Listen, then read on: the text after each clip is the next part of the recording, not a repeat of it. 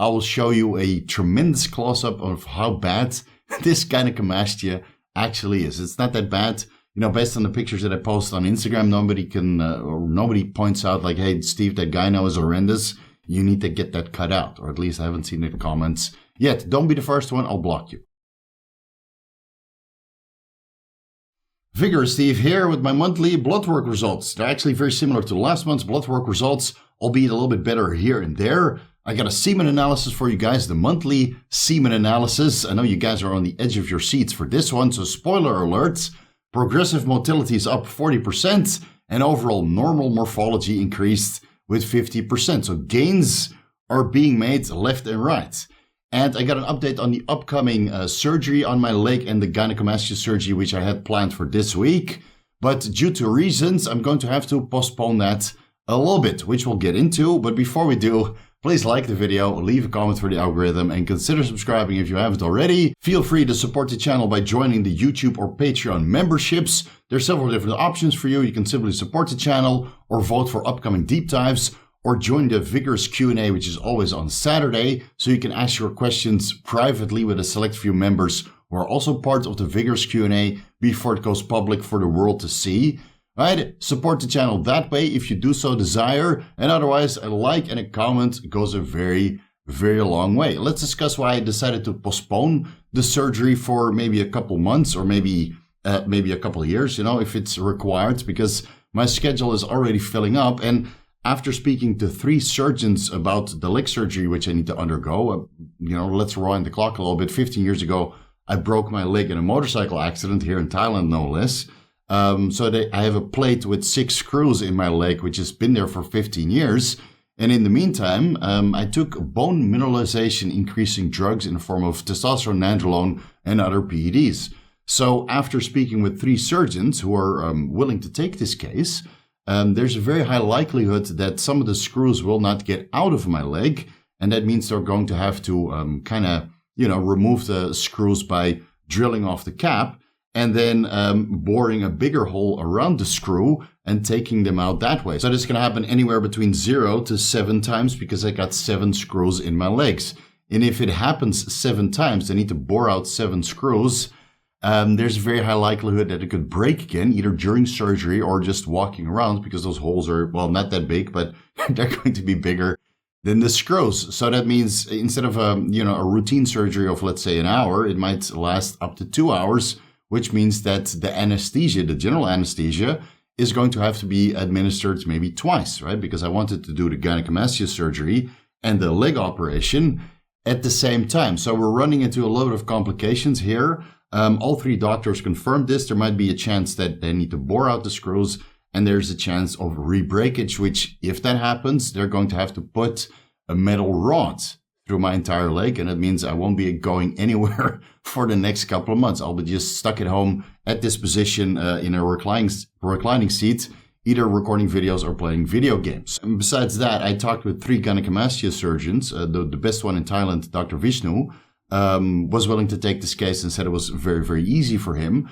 But the other 2, they said there was barely any gynecomastia present, which is true. Now that I'm getting leaner, I'm about, let's say slightly under 10% body fat, give or take. The gynecomastia is actually shrinking. Part of the fat tissue around my lower chest makes the gynecomastia look thicker.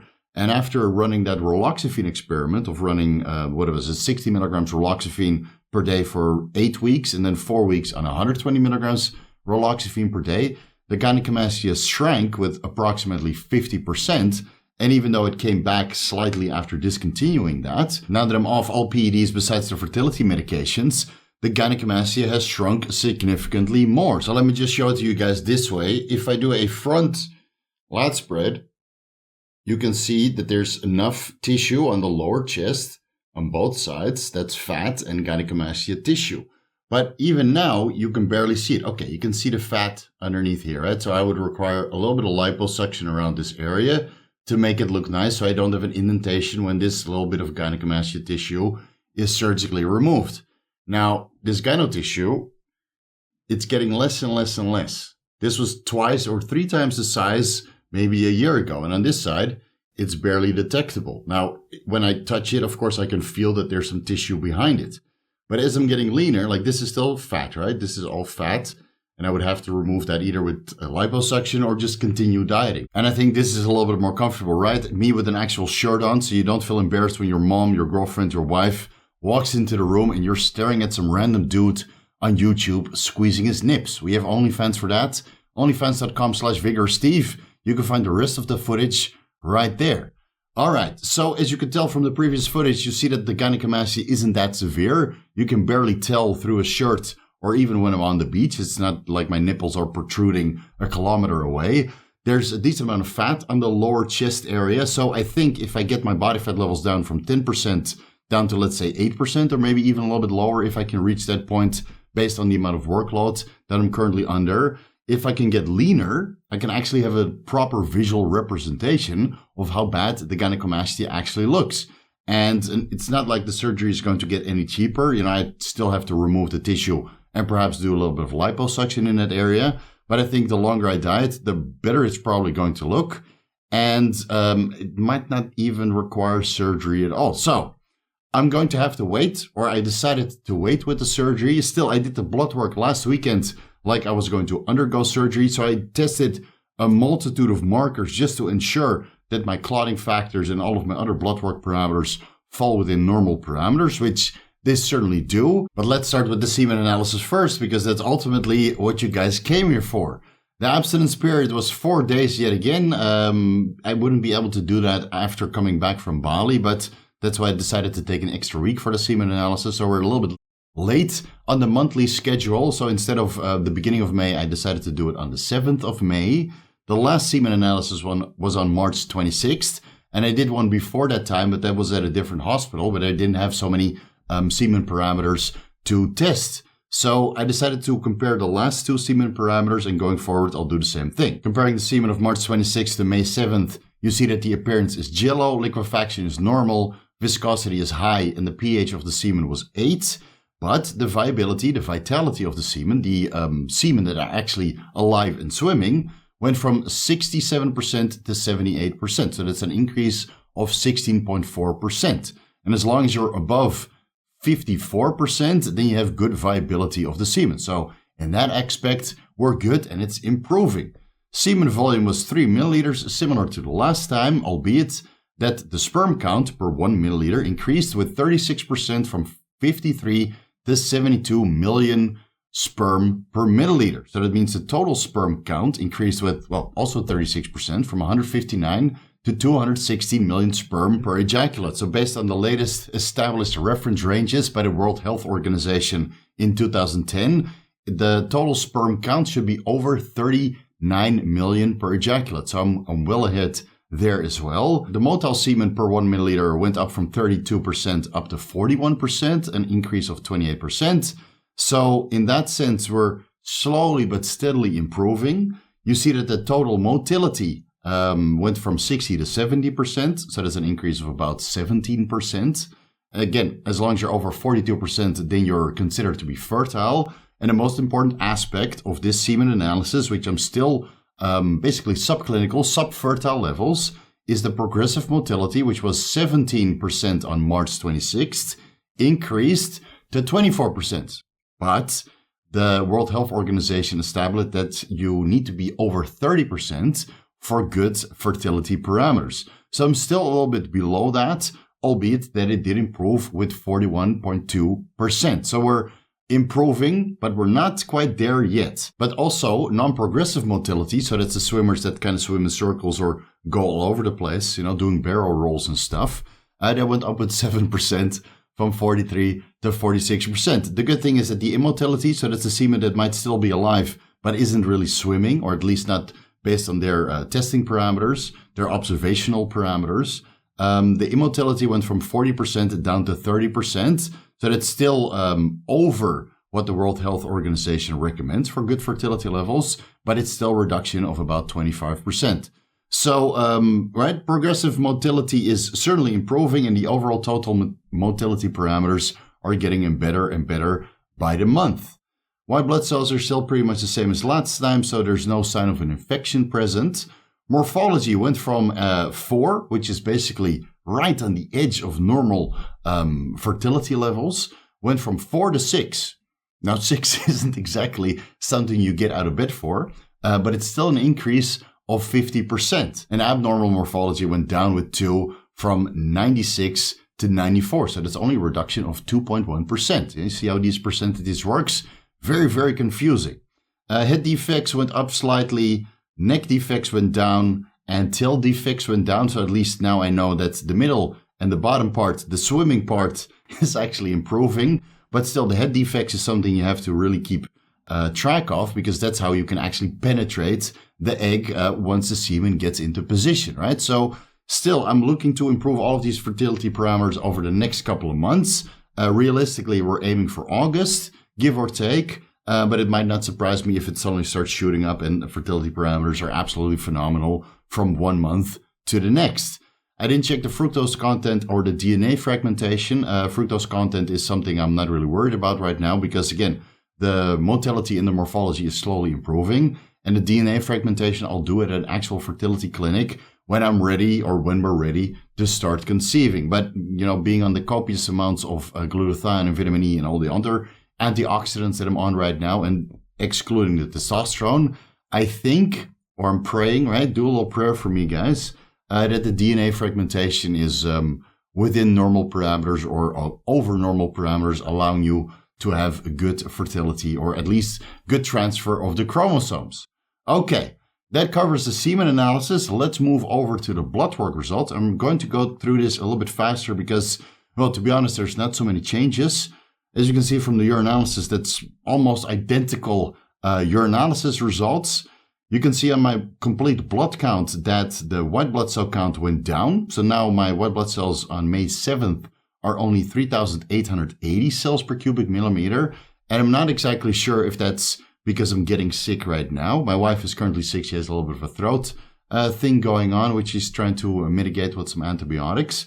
And I don't have any symptoms like that. It could be that I had some food poisoning in Bali and when I came back to Thailand, so maybe white blood cell count is still low because of that, which I had to resolve with antibiotics. So antibiotics are plenty. Also one of the reasons why I didn't really want to undergo surgery, because it seems that my immune system is slightly impaired at this moment. And, when they do a lot of surgery and they start slicing holes in your legs and your nipples, that's a lot more antibiotics that are going to be involved. So another reason why I didn't want to do the surgery right now. So you see my white blood cell count came down with about 17% and my lymphocytes went up with 16% from 38% to 44%. So is that food poisoning? Do I have a little bit of infection somewhere else? I'm not entirely sure. I don't have any lumps and bumps or the injection sites that I'm still undergoing for the fertility medications that I'm taking. And all in all, you see that hemoglobin, hematocrit, red blood cell count, and all of the markers related to your red blood cells and hemoglobin pretty much the same. Platelets are also pretty much the same. So again, I don't really see a reason that there's some sort of severe issue based on these complete blood count results. I'm still waiting for the Helicobacter pylori results, which I wanted to do before going in for surgery. So I checked H.Pylori Immunoglobulin M and Immunoglobulin G levels. I'm waiting for those results. I'll post them down below when I get them, because again, it's good to keep track of that, especially if you just had pretty bad food poisoning after a holiday. Blood chemistry. Blood glucose pretty much the same, right? I had a cup of coffee before going in for blood work results because it's hard to wake up without coffee. I'll be honest about that. So those are slightly elevated above baseline. Normally when I'm actually fasted, my blood glucose is anywhere between, let's say, 68 to 72 milligrams per deciliter. You see that the blood urea nitrogen came down significantly from 27.3 to 23.9, a reduction of about 12.5%. And that's because probably I increased my fat intake, so there's less protein metabolism within my liver. My protein intake is still exactly the same, but I think now that I'm getting a little bit of a protein sparing effect from increasing my fat intake now that I'm back from holiday, even though I might pull that back a little bit further down the line to continue dieting to see how bad the gynecomastia actually is by removing the fat on my lower chest. Creatinine came down slightly, 3.4%, so now it's 1.15 milligrams per deciliter. For the guys that remember from the fasting video, going from March 26th to the week after, doing before and after blood work results with fasting in between. You might remember that my creatinine levels went up to 1.35 milligrams per deciliter after fasting, which are now within normal parameters again and less than, let's say, 5 weeks before. Cystatin C, pretty much the same, 0.76 milligrams per liter the last time, March 26th, and now it's 0.77 milligrams per liter on May 7th. Identical, basically. Uric acid, pretty much the same, 6.7 to 5.8. Reduction of 13.4%, but I would say that that's just a moment in time. Creatine phosphokinase, pretty much the same, around 1600 units per liter. I checked my lactose dehydrogenase, lipase, amylase, and homocysteine levels again. Those all fall within normal parameters. D-dimer I checked just to see if I had any issues internally, internal bleeding or any platelet aggregation and the metabolic waste products which are formed from that in the form of D-dimer. I didn't get any signs of, pandemic-induced flurona, but I just wanted to check it before I went in for surgery. So those parameters are all normal. You do see that my high-sensitivity C-reactive protein went up with a whopping 216.7% from 0.6 to 1.9 milligrams per liter. Not exactly sure why. Again, is that the inflammation internally from food poisoning or something else? I'm not entirely sure. I smoked 2 cigars on holiday, but that was, let's say, 9 days before going in for blood work. So I don't think that C-reactive protein is still elevated because of a cigar I smoked 1.5 weeks prior. Again, nothing alarming, probably a normal fluctuation due to whatever reason. Again, pollution here in Thailand, the air pollution is still quite high. So unfortunately, we have to deal with that. Serum electrolytes I checked, all within normal parameters. Lipids I checked, but shame on me, I forgot again to check my VLDL, my ApoA1, ApoAB, the ratio, and the lipoprotein level. I also forgot, so my sincere apologies, guys. I hope I'll remember next month when I go in for blood work results, because I know you guys wanted to see how these markers would change after discontinuing the citrus bergamot and the ezetimibe and all of the performance-enhancing drugs, because some of you guys might know that testosterone actually improves your lipoprotein little a and some of the ApoE1 and B parameters. So, right, I'm going to have to do another test a month from now and then see what the baseline readings are, and then see if, I need to add in citrus bergamot or ezetimibe. But based on the changes of my total cholesterol, HDL and LDL, I don't think it's necessary right now. Again, I increased my fat intake a little bit, and now you see that my total cholesterol actually went down with 15% from 193 to 164 milligrams per deciliter. Triglycerides are still pretty much the same.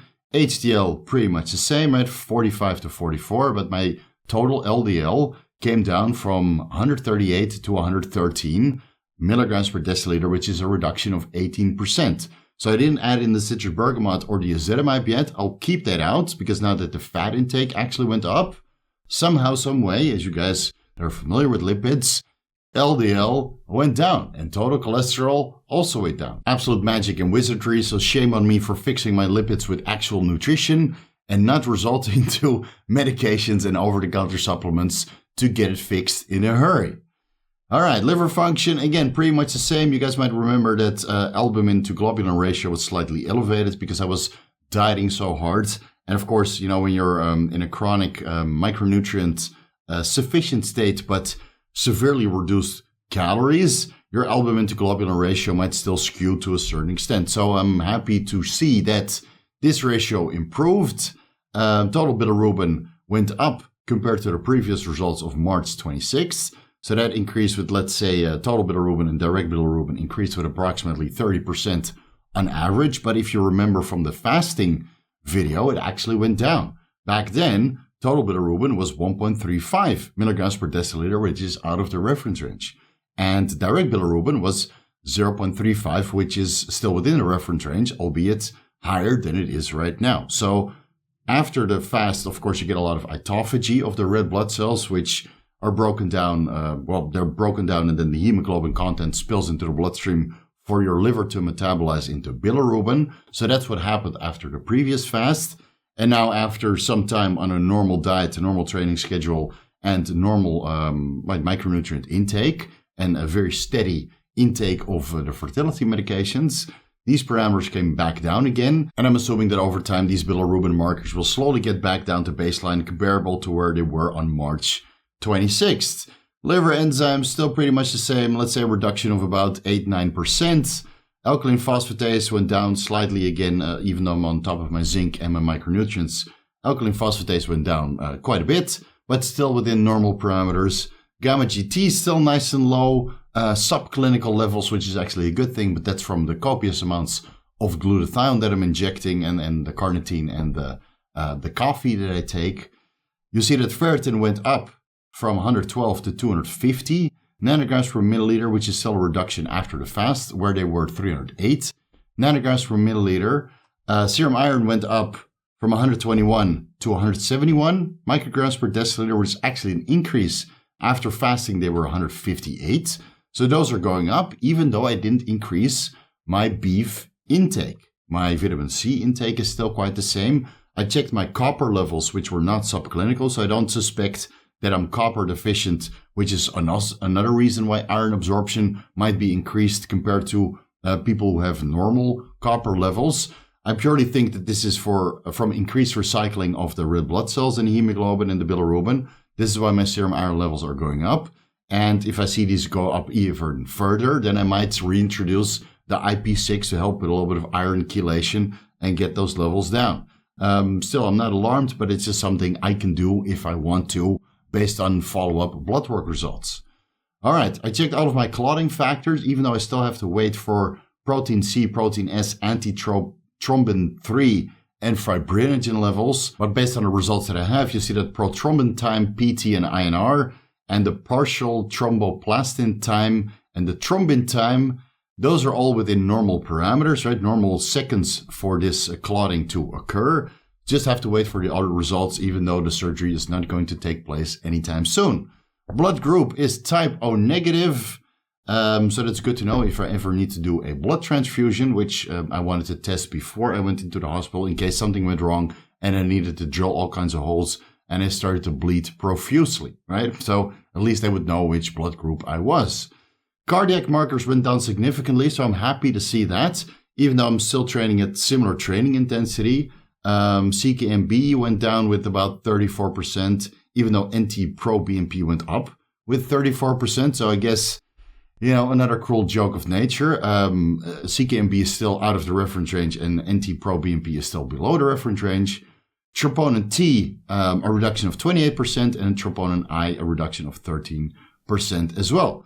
So troponin I is within normal parameters and troponin T is still elevated, and it's been fluctuating ever since that complementary shot twice, which are now no longer required and actually not recommended anymore, right? Too bad for me. So initially I wanted to check these markers as a baseline to see what would happen if I take a month off from training, but since I'm not going to undergo surgery right now, there will still be training going forward, but I'll keep my eyes on these cardiac markers. Thyroid panel, pretty much the same, small reduction. You guys might remember from the fasting video that my TSH shot up to 4.76 micro IUs per milliliter, which was after fasting. So, at that time I didn't take any Ida, salt, or thyroid medication as a supplement to keep my T4 and T3 levels elevated. But now with normal iodine intake and normal caloric intake, TSH levels went down, and I'm assuming that those are probably coming down slightly more if I keep my caloric intake sustained where it is, but probably it's going to get less going forward because I do want to get a little bit leaner. All right, sex hormones. Let me know down below in the timestamps if you skipped ahead to go to the sex hormones. Beta HCG is 20.9 milli-IUs per milliliter. Again, I injected 1,083 IUs Ovitrel the day before subcutaneously. Estradiol went up quite a bit. Could be due to caloric intake fluctuations or because, my training fluctuated quite a bit on holiday and after holiday. And I didn't bring my HCG and recombinant FSH with me to Bali. So I took a week off. And then when I came back, I went straight to the fridge and topped up on my HCG and FSH. So maybe that's the reason why my estradiol went up. Sex drive is great at the moment, so I'll take it for what it is right now. Serum progesterone undetectable below 0.1 nanograms per milliliter. if I were to supplement with pregnenolone, then it might go up to 0.12, 0.15 nanograms per milliliter. But right now it's quite low, which is normal for men, especially if you've been, taking performance-enhancing drugs for decades in duration. You see that my follicle-stimulating hormone, the last time I IV'd 75 IUs HMG, which contains 75 IUs FSH and allegedly 75 IUs LH, which was undetectable at the time. So you see that on 75 IUs HMG intravenously 5 minutes before drawing blood for analysis, FSH is 6.26 milli-IUs per milliliter, but undetectable LH. So we suspect that instead of LH, HMG actually contains HCG. And all these acronyms throwing that around, it's difficult to keep track. So let's say that again.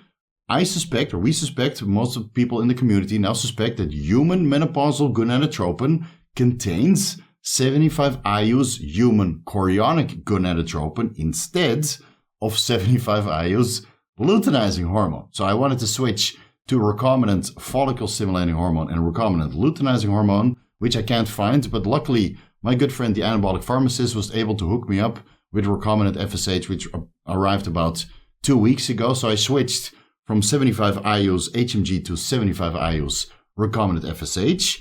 And now, because I forgot to bring 75 IUs recombinant FSH with me to the blood work clinic and IV that 5 minutes before drawing blood for analysis, I administered 75 IUs the day before subcutaneously. So the difference between March 26th and May 7th is 75 IUs IV 5 minutes before, or 75 IUs subcutaneous the day before.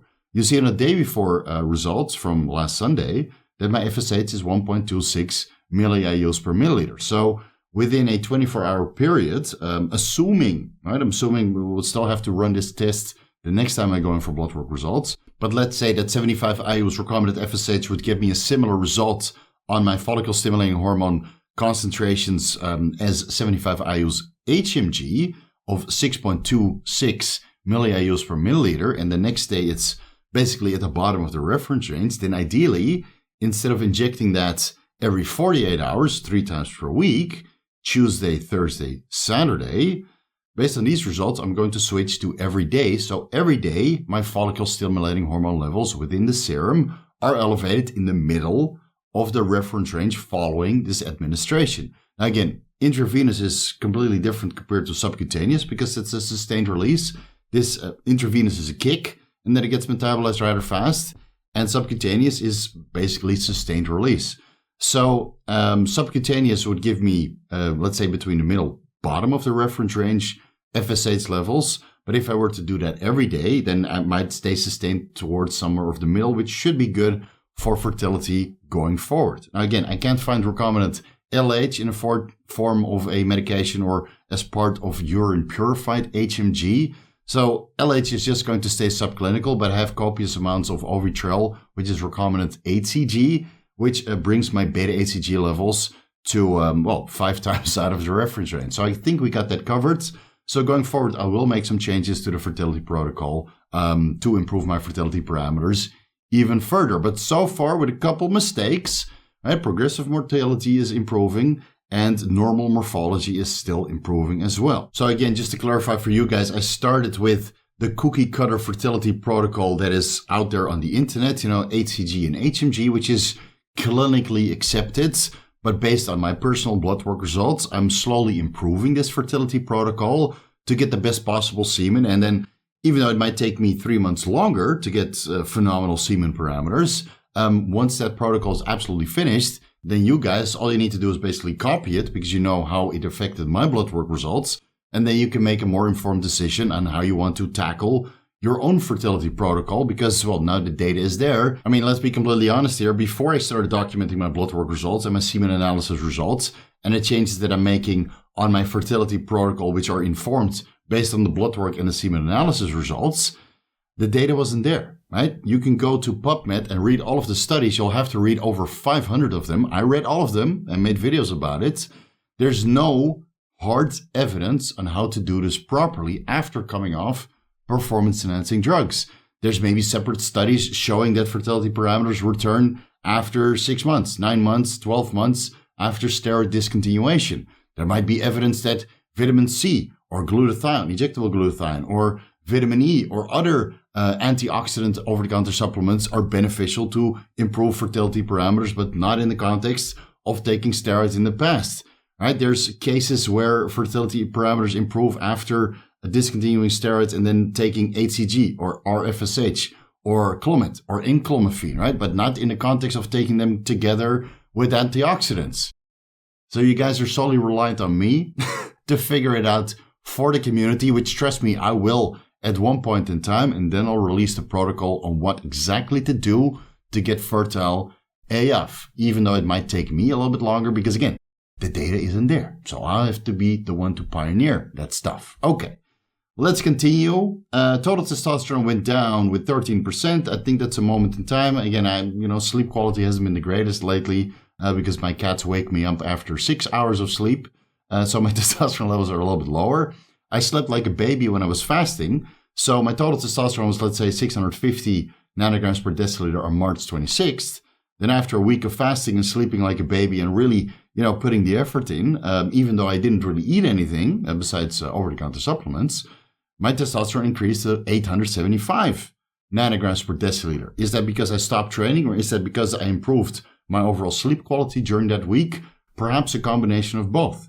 And now that I'm training again and my sleep quality is a little bit wishy-washy, 570 nanograms per deciliter. So worse than 6 weeks ago. Do I look any less muscular? Am I any less strong? Do I feel any less alpha? No, it's pretty much the same, right? Free testosterone declined with 25% from 12.5 to 9.4 nanograms per deciliter, and bioavailable testosterone decreased with 28% from 325 to 234 nanograms per deciliter because my SHBG went up with 25% from 38 to 47.6 nanomoles per liter, albeit that while I was fasting, my SHBG was really, really high, 68.2 nanomoles per liter. So at least it came down after fasting. At that time, my libido wasn't that great because I didn't really eat and I just came off a diet. And now after a nice week in Bali, relaxing and chilling on the beach, acting all cool and eating more food than usual, libido, yeah, if I had 10 arms, you would get 10 thumbs up from me. DHS sulfate went down with 34%, 189 to 125 micrograms per deciliter. Hemoglobin A1C is still pretty much the same because, my carbohydrate intake didn't really change much. So, all in all, I would say that my blood work looks better than before, albeit that white blood cell count is a little bit lower than I would like it to be. And of course, I would rather see my testosterone at 800 nanograms per deciliter, but it is what it is. The numbers don't lie. I'm maybe increasing recombinant FSH from 75 IUs 3 times a week to every single day. Maybe that will increase it somehow, right? Maybe. I haven't found any hard data in the scientific literature that our FSH can increase testosterone levels, but who knows, right? We'll figure that out in a month. So the upcoming fertility protocol is going to change somewhat. 1,083 IUs Merck Ovitrol recombinant HCG Monday, Wednesday, Friday. 75 IUs Merck Gonal F recombinant FSH every single day of the week. Bayer Tationel glutathione 600 milligrams per 4 milliliters. So that's 600 milligrams injected intramuscularly Saturday to Tuesday, because on Wednesday I do my IV treatment. I still continue with 500 to 1,000 milligrams injectable L-carnitine, 500 milligrams before fasted cardio and before the workout, which I do 4 times a week. The mitochondrial support stack, right, my IV anti-aging therapy, still pretty much the same, 200 milligrams NAD+, 1,800 milligrams glutathione, 5,000 milligrams vitamin C, B100 complex, once per week on Wednesday, and I will continue with the nicotinamide mononucleotide, 175 milligrams with meals. I'll leave it here. Hopefully this video was a little bit shorter than my usual blood work results, and otherwise, well, whoop-de-doo, it's a learning moment for all of us. And since I'm one of the few documenting these journeys in this extent, this is what you're going to have to live with. All right, for now we're out of time. Thank you guys so much for watching. You can find everything that I'm associated with down below in the YouTube description section. Right there, you'll pass it on the way to the comment section. So do yourself a favor, have a look. Just do it. Just have a look. There's timestamps, there's affiliates, there's sponsors, there's link to my website, link to how to get in touch with me for consultations or personalized advice by email, a link to Spotify, links to Podbean. Man, there's so many links in the YouTube description section. It's like a treasure that never ends up giving, right? Do yourself a favor and pass it and read it on the way to the comment section. Follow me on Instagram and TikTok at VigorSteve. Vigorous Crew, sub 600 nanograms per deciliter frontal bulbaster for you guys. Losing a little bit of gains, but it's not that bad, you know. I'm quite pleased with how I look right now. I think if I continue my diet, I'm going to look quite good. You know, a beach body physique, not quite a bodybuilder, but still beach body ready if I can get down below 8% body fat. And once I reach that point, I will show you a tremendous close-up of how bad this gynecomastia actually is. It's not that bad. You know, based on the pictures that I post on Instagram, nobody points out like, hey, Steve, that gyno is horrendous. You need to get that cut out. Or at least I haven't seen the comments yet. Don't be the first one. I'll block you. Okay. Thank you guys so much for watching. See you in the next video.